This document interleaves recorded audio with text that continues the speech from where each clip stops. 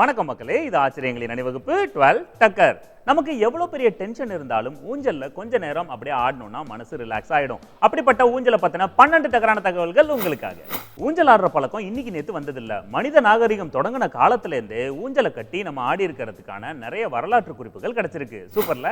கிமு 1400ல பண்டைய கிரேக்கத்துல பணக்காரங்க எல்லாம் ஊஞ்சல் கட்டி ஆடி இருக்காங்க அப்படின்னு சொல்லி குறிப்புகள் கிடைச்சிருக்கு.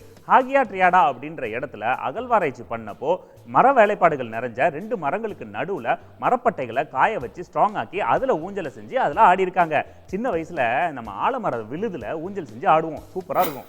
கிரேக்கர்கள் ஜாலிக்காக ஊஞ்சலை வச்சு விளையாண்டு இருக்காங்க. ஆனா சைனால பாத்தீங்கன்னா ஒலிம்பிக்ஸ் லெவல்ல ஊஞ்சலை வச்சு போட்டியெல்லாம் நடத்திருக்காங்க. கிமு 700ல ஹான் மன்னராட்சியில பாத்தீங்கன்னா குவிங்மிங் அப்படின்ற ஊஞ்சல் திருவிழா போட்டியை நடத்திருக்காங்க. மிக உயரமான இடத்துல இருந்து ஊஞ்சலை கட்டி விளையாடணும். அதுல இருந்து கீழே விழுந்து மண்டை உடைஞ்சிட்டா அவங்க தோத்துடுவாங்க. அப்படியே ஊஞ்சல் ஆடி உயிரோட இருந்து ஜெயிச்சிட்டோம்னா கிஃப்ட் கிடைக்கும்.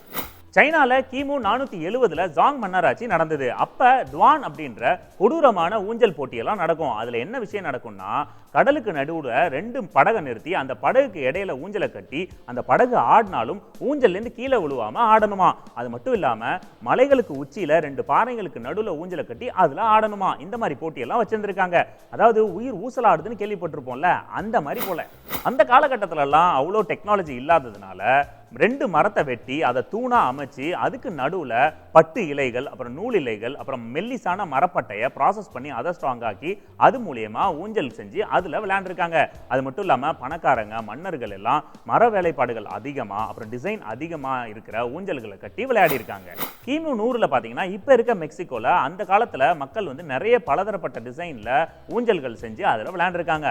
அதுலயும் குறிப்பா வெராக்ரூஸ் அப்படின்ற ஒரு பிளேஸ் இருக்கு. அந்த இடத்துல அப்ப வாழ்ந்த ரெமோஜடஸ் அப்படின்ற நாகரிக மக்கள் பலகையில 2 பக்கம் ஹோல் போட்டு அதுல ஊஞ்சலை கட்டி அதை உத்தரத்துல கட்டி அதுல விளையாண்டுருக்காங்க.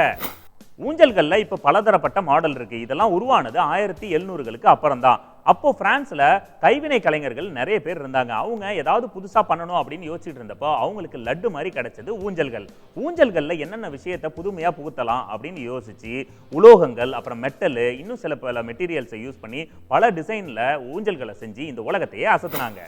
சோஃபா மாதிரி அழகான இரும்பு வேலைப்பாடுகளோட இருக்கிற ஊஞ்சலை ஃபர்ஸ்ட் கண்டுபிடிச்சது சார்லஸ் விக்ஸ்டீட்.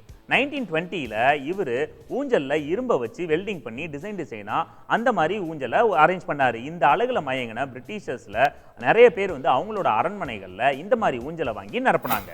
யுனைடெட் கிங்டம்ல இருக்கிற விக்ஸ்டீட் பார்க்ல 2013ல பூமியை தோன்றப்போ ராஜாக்கள் உட்காரக்கூடிய சிம்மாசனம் மாதிரி ரொம்ப வேலைப்பாடுகள் நிறைஞ்ச ஒரு ஊஞ்சலை கண்டுபிடிச்சாங்க. அதை பார்த்து மிரண்டு போன சிற்பிகள் எல்லாம் இதே மாதிரி இன்னொன்னு செய்யணும்னு கடுமையா போராடினாங்க. என்கிட்ட கொண்டாந்து கொடுத்திருந்தா அருமையா ஜெராக்ஸ் மாதிரி இன்னொன்னு தயார் பண்ணி கொடுத்திருப்பேன்.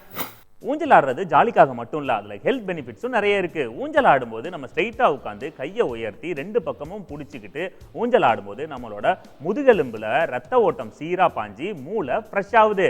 நானும் இனிமே 12 டக்கர் ஷோ பண்ணும்போது இந்த சேருக்கு பதிலாக ஊஞ்சல் கட்டி அதுல தான் ஷோ பண்ண போறேன். ஆனா மூளைக்கு எங்க போறது? கார்டன், பார்க்கு இதுலெல்லாம் இருக்கிற ஊஞ்சலை யூஸ் பண்றவங்களுக்கு ஹெல்த் ரொம்ப நல்லா இருக்கும். ஏன்னா அங்க காத்துல இருக்கிற ஆக்சிஜன் நம்ம ஊஞ்சல்ல ஆடும்போது நம்ம உடம்பு முழுக்க ஸ்பீடா பரவி ரத்தத்தை சுத்தப்படுத்தும். அது மட்டும் இல்லாம நம்ம இதயத்துக்கு சுத்தமான பிராணவாயு போய் நம்ம இதய பிரச்சனையும் சால்வ் ஆகும்.